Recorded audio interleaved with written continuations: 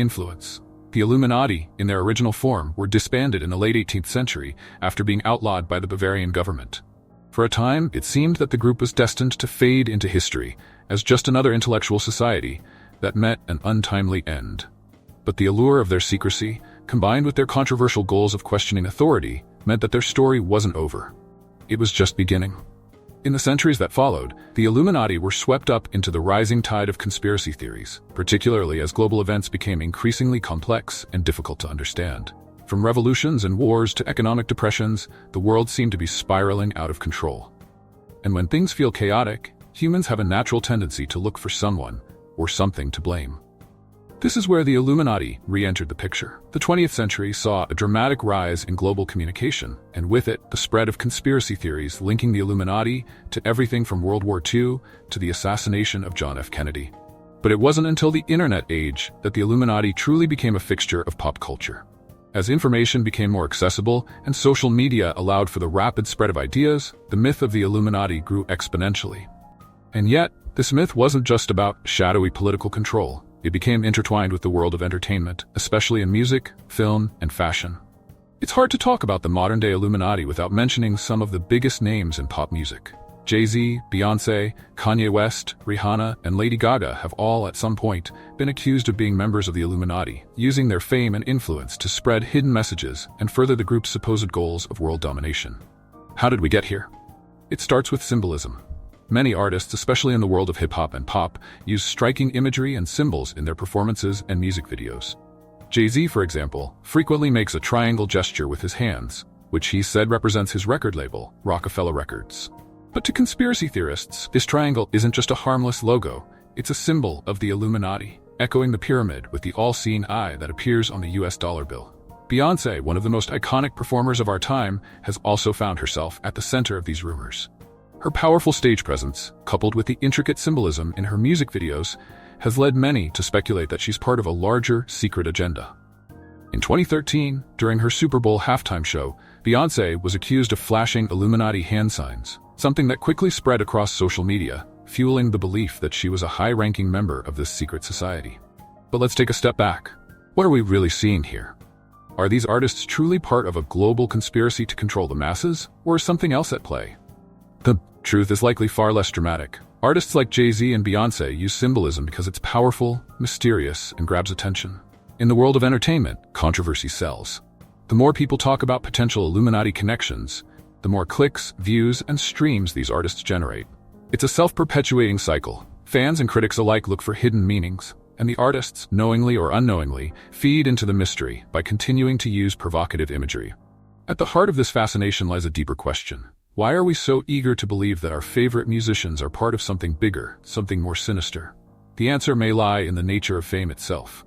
Fame is a form of power, and as the old saying goes, with great power comes great responsibility. But it also comes with scrutiny, suspicion, and often dehumanization. We look at celebrities like Beyoncé or Jay-Z and see something more than just talented individuals. We see larger-than-life figures who seem untouchable, almost godlike. They have influence, money, and the ability to sway public opinion. For some, this level of fame is almost too much to accept as the result of talent and hard work alone. This is where the Illuminati theories come in. The idea that these superstars are part of a secret society helps explain their success in a way that feels more palatable, more understandable. If they're part of the Illuminati, then it makes sense that they've risen to such incredible heights. It's not just talent, it's a hidden power, pulling the strings behind the scenes. In this way, the Illuminati myth serves as a kind of coping mechanism for the public. It allows us to rationalize the vast gulf between everyday people and the ultra-famous by attributing their success to something beyond human effort. And while this explanation may be rooted in conspiracy, it's also rooted in a kind of psychological need to make sense of a world that feels increasingly out of reach. But this fascination with the Illuminati isn't just about music. It's permeated nearly every corner of popular culture, from Hollywood films to viral internet memes. If you've ever watched a film like The Da Vinci Code or National Treasure, you've been exposed to Hollywood's love affair with secret societies. The Illuminati, in particular, have been a recurring theme in films that focus on the intersection of history, mystery, and conspiracy. These films present a world where nothing is as it seems, where hidden forces control everything from governments to religious institutions. This portrayal taps into a primal fear, the fear of being manipulated by unseen forces. The idea that there's a group of individuals who hold immense power and use that power to shape the course of history is a potent narrative. And in a world where real-life power structures often feel distant and opaque, it's easy to see why these films resonate with audiences. Take the Da Vinci Code, for example. While the story primarily revolves around the Catholic Church and a fictional organization called the Priory of Sion, the themes of hidden knowledge, secret codes, and powerful organizations are central to the plot. The Illuminati, or groups like them, represent the ultimate conspiracy, a force so secretive and so powerful that even the world's most influential institutions are mere pawns in their game. But Hollywood isn't just selling a story of manipulation, it's selling the allure of the unknown. There's a certain excitement in believing that there's more to the world than meets the eye, that beneath the surface, there are mysteries waiting to be uncovered. And films like National Treasure, which follows characters on a quest to uncover hidden treasures and secrets left by the Founding Fathers, play into this sense of adventure. Of course, these films are works of fiction, but for some, the lines between fiction and reality blur. After all, if Hollywood is so fixated on secret societies, doesn't that suggest there's some truth to the stories? In the age of the internet, conspiracy theories have found fertile ground on social media platforms. What was once relegated to the fringes of society, ideas exchanged in obscure books or underground pamphlets, has now become part of the mainstream conversation, thanks to the democratizing power of the web. Platforms like YouTube, Twitter, and Reddit have allowed users to share and dissect Illuminati theories in unprecedented ways.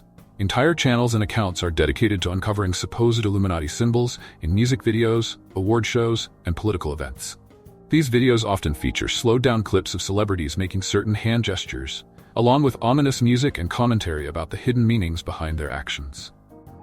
One of the most infamous of these theories is the belief that the Illuminati control the music industry and use it to manipulate public opinion and spread their message.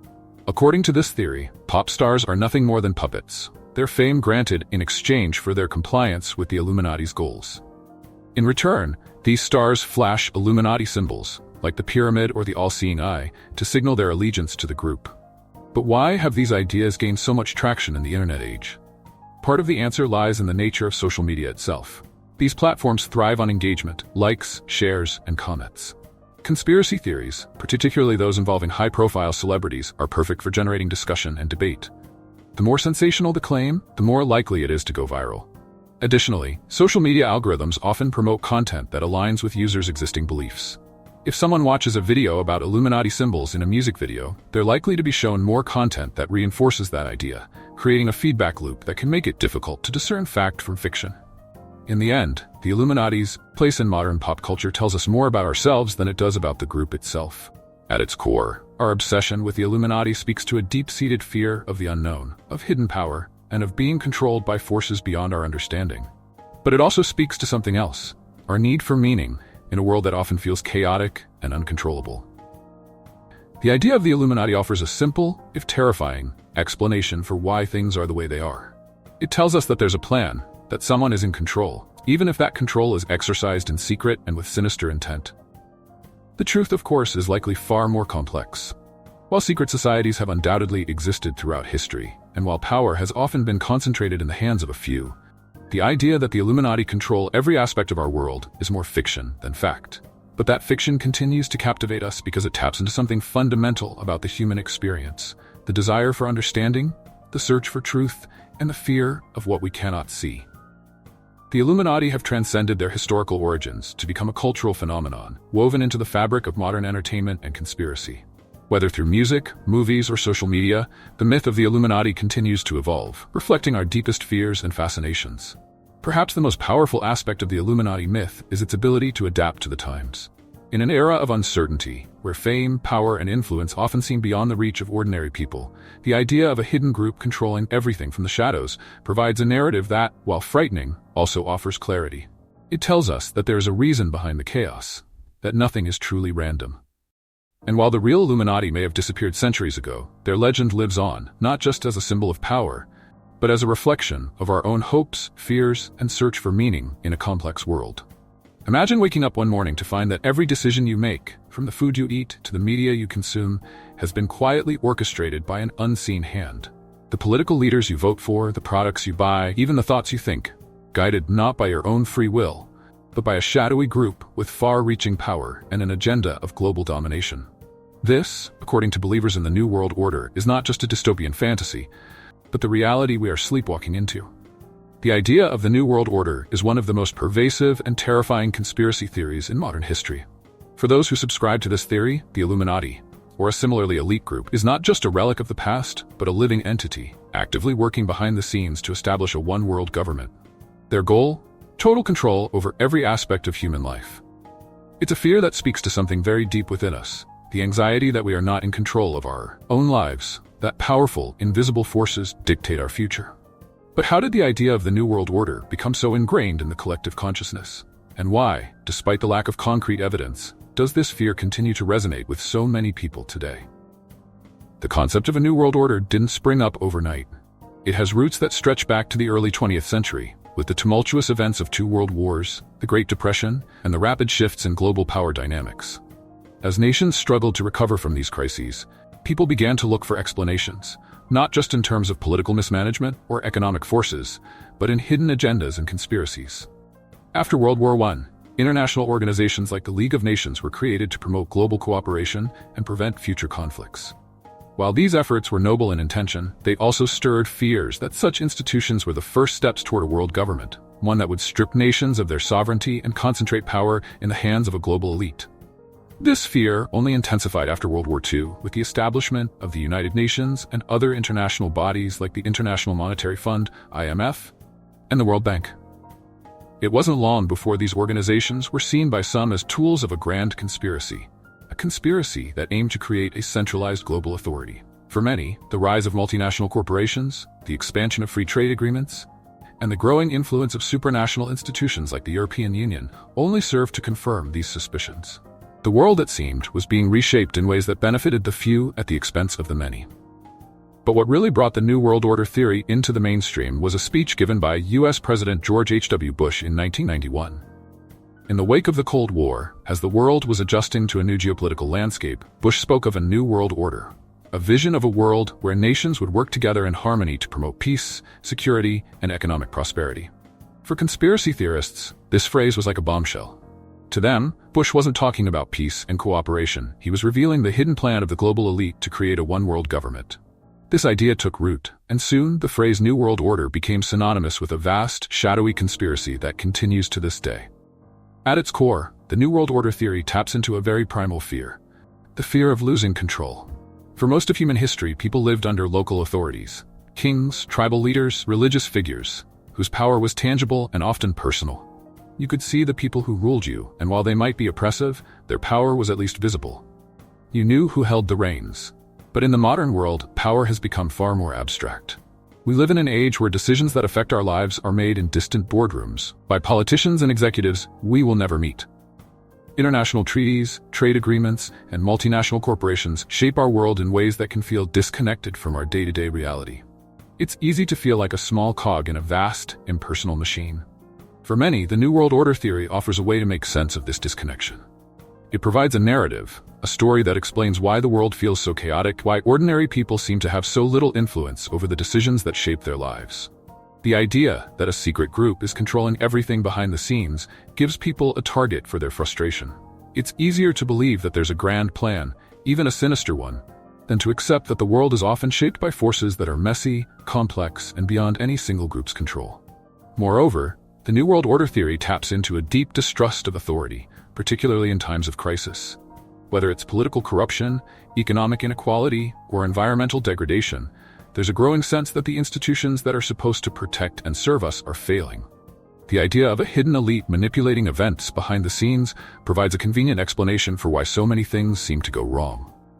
One of the most enduring elements of the New World Order theory is the belief that global institutions, like the United Nations, the IMF, and the World Economic Forum, are working together to establish a one-world government. According to conspiracy theorists, these organizations are not simply promoting international cooperation. They are part of a coordinated effort to strip nations of their sovereignty and impose a single, centralized authority on the world. This belief is fueled by real concerns about globalization and the growing power of multinational corporations. As industries and economies become more interconnected, many people feel that their local cultures and governments are being overshadowed by global forces. Decisions about trade, labor, and the environment are often made at international summits or behind closed doors at corporate headquarters, far removed from the people who are affected by them. In this context, it's easy to see why organizations like the United Nations or the World Bank might be viewed with suspicion. These institutions wield enormous influence, and their decisions can have far-reaching consequences. When people feel that their voices aren't being heard, or that their lives are being shaped by forces beyond their control, it's natural to look for someone or something to blame. But are these institutions really part of a grand conspiracy to establish a new world order? The reality is likely far more mundane. Global organizations exist because the world is increasingly interconnected, and problems like climate change, economic inequality, and armed conflict require international cooperation to solve. While it's true that these institutions are not perfect, and are often criticized for being opaque or unaccountable, there is little evidence to suggest that they are working toward a one-world government. Still, the fear persists. And it's not just international organizations that are viewed with suspicion. In recent years, the New World Order theory has expanded to include a wide range of actors, from tech giants like Google and Facebook, to secretive meetings like the Bilderberg Group. These companies and gatherings are seen as part of the elite network that controls global events from behind the scenes. One of the most enduring symbols of the New World Order theory is the Bilderberg Group, an annual meeting of influential political leaders, business executives, and academics. The Bilderberg Group was founded in 1954 with the goal of fostering dialogue between Europe and North America. However, because the meetings are held in private and the attendees are among the most powerful people in the world, the group has become a focal point for conspiracy theories.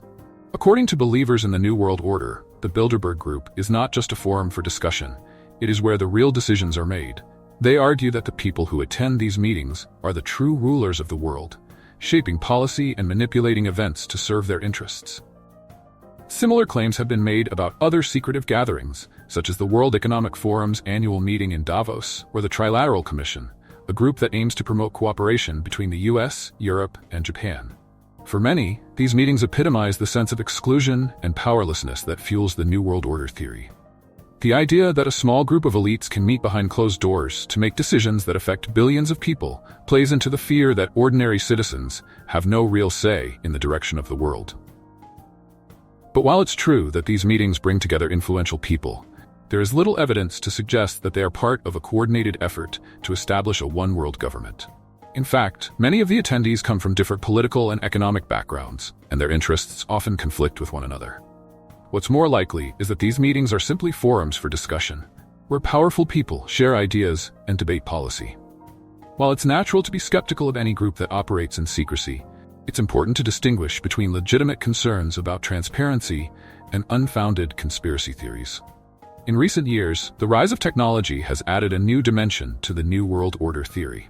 As tech companies like Google, Amazon, and Facebook become more powerful, concerns about surveillance, privacy, and control have intensified. For some, these companies are not just businesses, they are part of a larger plan to monitor and manipulate the global population. The fear of technology is not new. Throughout history, people have often been wary of new inventions and the ways they might be used to control or oppress. But in the digital age, these fears have taken on new urgency. The rise of social media, big data, and artificial intelligence has created a world where vast amounts of information can be collected, analyzed, and used in ways that were unimaginable just a few decades ago. For conspiracy theorists, this technological revolution is not just about innovation, it's about control. They argue that tech companies are working hand in hand with governments and global elites to create a surveillance state, where every move we make is tracked, every conversation is recorded, and every decision is influenced by algorithms designed to serve the interests of the powerful.